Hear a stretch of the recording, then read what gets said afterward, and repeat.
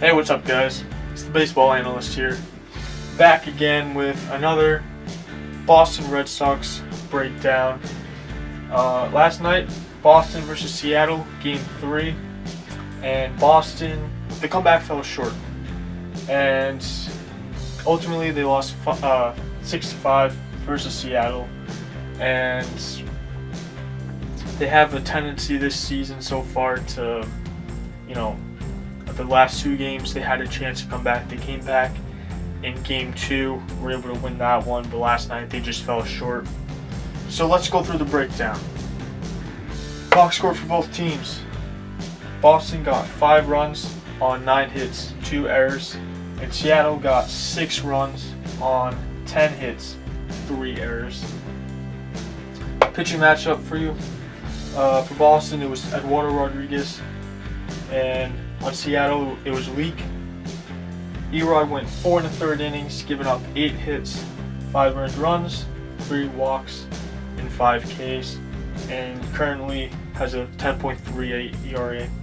For Seattle, Leak went 6 innings, giving up 7 hits, 2 earned runs, 2 walks, and 7 Ks, and has a decent ERA of 3.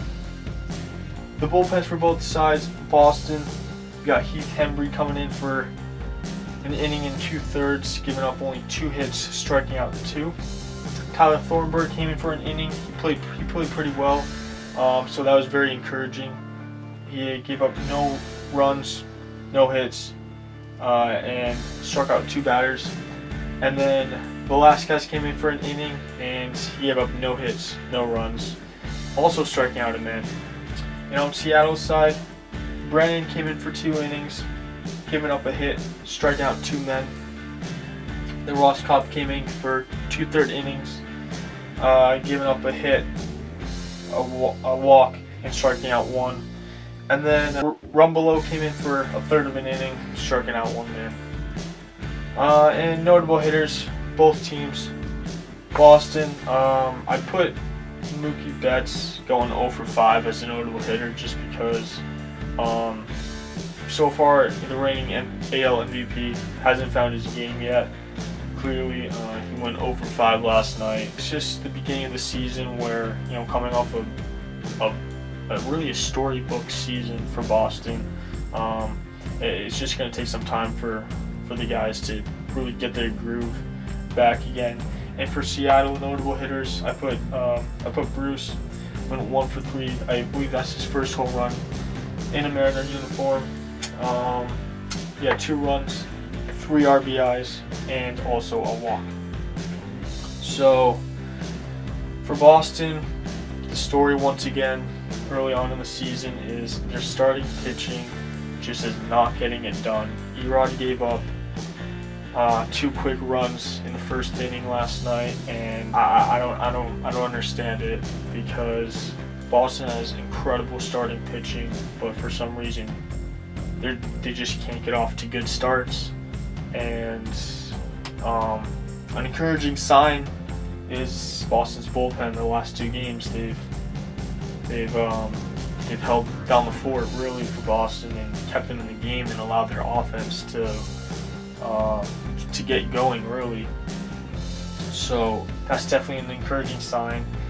I'm not worried about Boston's starting pitching because they have one of the best starting rotations in the league, and they're just trying to find the groove right now. And for Seattle, once again, I believe the big story here is the home runs and getting off to quick starts, which is key for a lot of teams. All teams want to get off to a quick start and just execute the game plan really. And I think Seattle has done a great job doing that in this series versus the defending champs. So definitely give them credit. They're playing pretty well right now. I would say better than anybody expected at this point in the season. So definitely give Seattle credit here.